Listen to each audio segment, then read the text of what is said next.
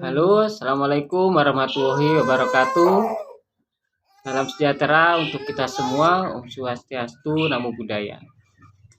Perkenalkan, nama saya Ahmad Fauzi dari Universitas PGRI Argopuro Jember dengan NIM 221 F190 dari kelas DF22 angkatan 2022 dengan prodi pendidikan luar biasa. Dengan mata kuliah pendidikan tunanetra dan dosen pengampu Bunda Sugihartati SPD MPD. Di sini saya akan menjelaskan sedikit tentang dampak tunanetraan pada anak terhadap psikologis keluarga, orang tua, saudara, maupun masyarakat. Di sini saya akan menjelaskan sedikit dampak tunanetraan pada anak terhadap psikologis orang tua, saudara, keluarga, dan masyarakat. Yang pertama, dampak tunanetraan pada anak terhadap keadaan psikologis orang tua. Ya, yang kita tahu semua orang tua menghendaki seorang anaknya normal, sempurna tanpa memiliki kekurangan. Ya, walaupun di dunia ini semua manusia pasti memiliki kelebihan dan kekurangan. Hambatan penglihatan yang terjadi pada seorang anak selalu menimbulkan masalah dan emosi pada orang tuanya. Ayah dan ibu akan merasa kecewa, sedih, mungkin malu, dan berbagai bentuk emosi lainnya. Mereka mungkin akan merasa bersalah atau saling menyalahkan. Mungkin akan diliputi oleh rasa marah yang dapat meledak dalam berbagai cara. Dalam pengamatan Kingsley pada tahun 1999, bahwa persoalan seperti ini terjadi pada banyak keluarga yang mempunyai anak penyandang disabilitas.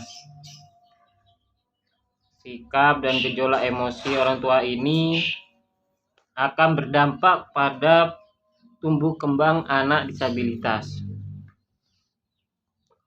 Orang tua harus memiliki kemampuan untuk memahami makna dan arti hidup dan harus berusaha bangkit dari keterburukan tersebut dengan cara merawat anak disabilitas netra dengan penuh kasih sayang dan selalu bersemangat menghantarkan anak disabilitas netra untuk meraih kesuksesan.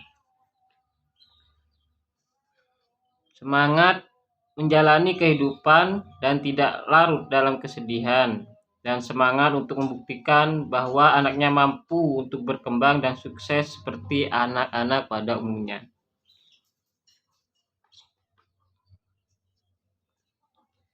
Keteguhan jiwa orang tua yang memiliki anak tunanetra ini berdampak langsung pada psikologis anak tunanetra untuk menepis krisis kepercayaan diri, sehingga mampu menjalani hidupnya dengan baik, yang dapat berkembang dan kuat untuk bertahan hidup pada kondisi dan permasalahan yang sangat sulit sekalipun.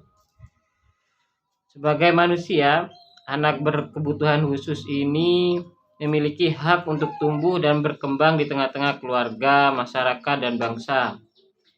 Ia memiliki hak untuk bersekolah sama seperti anak lainnya yang tidak memiliki kelainan atau anak pada umumnya.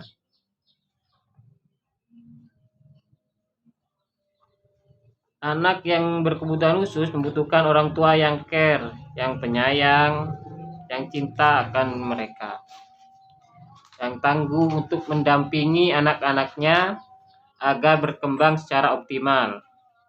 Setiap orang tua menghendaki memiliki anak yang sempurna. Namun, ya kenyataannya tidak ada manusia yang terlahir sempurna.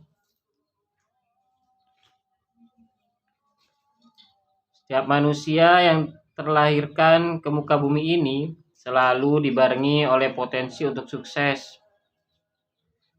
Semua manusia memiliki kelebihan dan kekurangan, dan setiap manusia tidak ada satupun yang ingin dilahirkan menyandang kelainan atau kecacatan. Anak berkebutuhan khusus tidak mengenal strata sosial, baik itu pejabat atau orang biasa, keluarga kaya ataupun tidak, keluarga yang taat beragama atau tidak.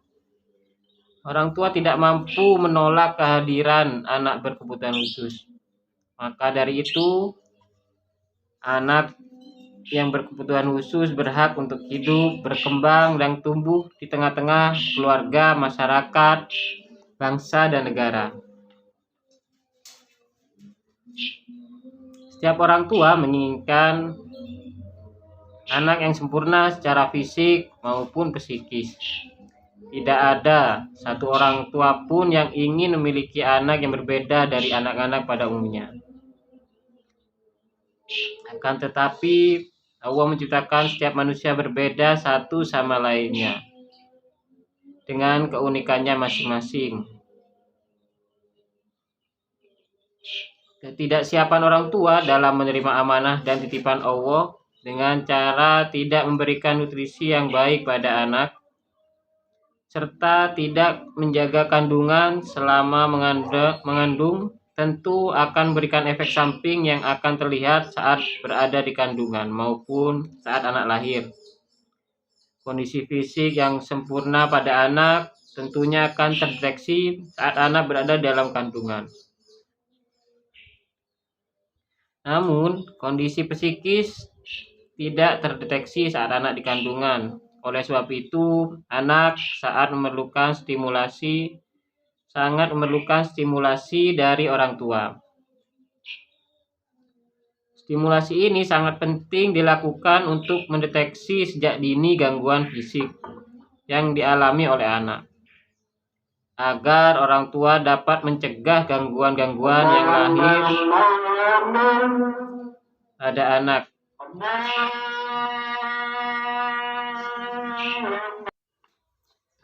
Menurut keterangan Sunardi dan Sunario pada tahun 2007 menyatakan bahwa orang tua adalah lingkungan terdekat anak yang paling paham akan kebutuhan khususnya, dan orang tua paling berpengaruh dan paling bertanggung jawab pada anak. Peranan orang tua sangat penting dalam mengoptimalkan perkembangan anak disabilitas netra. Orang tua berperan sebagai guru, penuntun, pengajar, dan sebagai pemimpin pekerjaan serta memberi contoh. Orang tua tidak sekedar mencukupi kebutuhan dasar anak, namun orang tua wajib melatih anaknya untuk terampil hidup yang mendasar,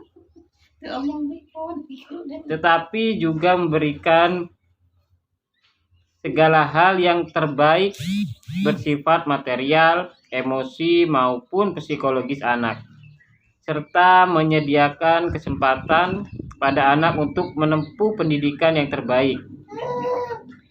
Orang tua memiliki peran yang penting bagi pertumbuhan dan perkembangan dalam semua aspek: fisik, intelektual, emosi, moral, kepribadian, dan spiritual. Dari aspek tersebut, ada kebutuhan dasar yang harus dipenuhi oleh anak agar dapat mencapai tumbuh kembang yang optimal, yakni kebutuhan pendekatan psikologis, kebutuhan fisik dan mental, serta kebutuhan rasa aman. Namun terkadang ketunanetraan pada anak akan memberikan dampak yang tidak begitu baik bagi keluarga. Salah satu dampak ketunanetraan bagi keluarga yaitu A. Penyangkalan terhadap ketunanetraan. Penyangkalan terhadap kehadiran anak disabilitas netra ini ditanggapi dengan sikap yang terbuka, namun diserta sebuah alasan yang tidak realistis terhadap kecacatan anaknya. Seringkali dalam pendidikan orang tua berpemahaman bahwa anaknya tidak memerlukan pelayanan khusus dan akhirnya anak berprestasi rendah. Juga orang tua memiliki sikap menyalahkan orang lain, misalnya anaknya mengalami disabilitas netra karena kesalahan penanganan dokter. Untuk dampak ketunanetraan bagi keluarga yang B, perlindungan yang berlebihan. Perlindungan yang berlebihan dilakukan oleh orang tua karena rasa bersalah atau berdosa. Hal ini akan menghambat perkembangan anak dan kematangan anak untuk memiliki kemandirian dan keterampilan hidup. Orang tua melakukan proteksi yang berlebihan. Contoh, bayi akan cepat berjalan apabila tidak selalu dibantu ketika jatuh. C. Penolakan secara tertutup. Penolakan secara tertutup ini ditunjukkan dengan sikap menyembunyikan anak dari masyarakat. Orang tua tidak ingin anaknya yang disabilitas netra diketahui oleh orang lain, sehingga orang tua membatasi ruang gerak anak. Kalau ada tamu selalu disembunyikan. D. Penolakan secara terbuka. Penolakan secara terbuka, hal ini ditunjukkan dengan sikap bahwa secara terus terang menyadari ketunanetraan anaknya, tetapi secara rasio maupun emosional tidak dapat menerima kehadiran anaknya. Orang tua bersikap masa bodoh dan tidak peduli dengan segala kebutuhan anaknya. Dengan cara memberikan penolakan secara terbuka dengan menghina, membuli, bahkan membuang anaknya sendiri.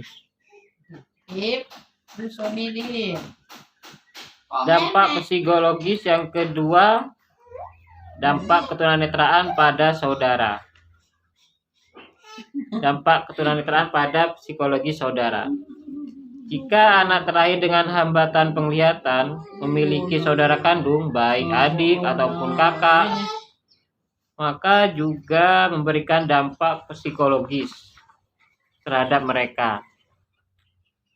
Di antara beberapa dampak yang dirasakan oleh adik atau kakak dari anak dengan hambatan netra adalah perasaan malu karena memiliki saudara yang cacat.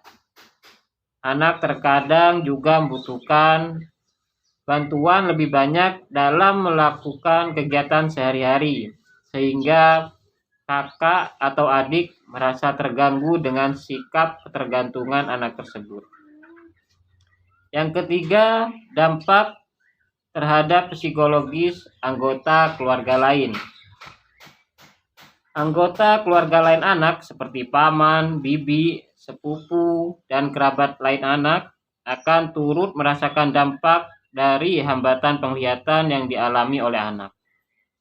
Hasil penelitian para ahli mengenai pandangan dan sikap orang terhadap penyandang tunanetra adalah bahwa dalam pandangan orang awas, penyandang tunanetra memiliki beberapa karakteristik baik yang sifatnya positif ataupun negatif. Ketunanetraan yang dialami oleh salah satu anggota keluarga juga dapat berdampak terhadap perceraian. Dari data di atas dapat disimpulkan bahwa ketunanetraan yang dialami anak dapat mempengaruhi keluarga secara keseluruhan. Anggota keluarga yang lain juga dapat mengalami fisik dan emosional yang lebih lemah. Yang keempat, dampak ketunanetraan pada psikologis masyarakat. Sebagian orang masyarakat awam kurang mengerti, menganggap bahwa tunanetraan yang terjadi pada anak diakibatkan oleh dosa orang tuanya, sehingga anak menjadi wadah dari dosa yang diperbuat orang tua. Asumsi masyarakat tersebut seringkali dijadikan bahan olok-olokan bagi konsumsi masyarakat. Beberapa kelompok masyarakat beranggapan bahwa orang tua yang memiliki anak tunanetra dianggap terkena kutukan maupun penyakit kotor karena kelakuan perbuatan asusila di masa lalu, sehingga orang tua merasa bersalah. Alhasil, hal ini berdampak pada munculnya gejala depresi dan fungsional pada orang tua dan dapat meningkatkan stres yang dialami keluarga. Sebagian orang berpendapat pula bahwa ketunanetraan yang terjadi pada anak diakibatkan oleh penyakit atau kelainan yang diderita orang tuanya. Misalkan kedua orang tuanya merupakan penderita tunanetra. Dampak yang diakibatkan ketunanetraan bagi masyarakat yaitu ketidakpercayaan masyarakat kepada penderita tunanetra mengenai segala aspek yang dimiliki, seperti keterampilan, kelayakan untuk bekerja, dan lain-lain. Sehingga asumsi ini lebih merugikan penderita tunanetra. Sekian dari saya, semoga bermanfaat bagi teman-teman semua dan semoga kita semua diberikan kesehatan. Amin. Sekian dari saya, billahi taufiq wal hidayah. Assalamualaikum warahmatullahi wabarakatuh.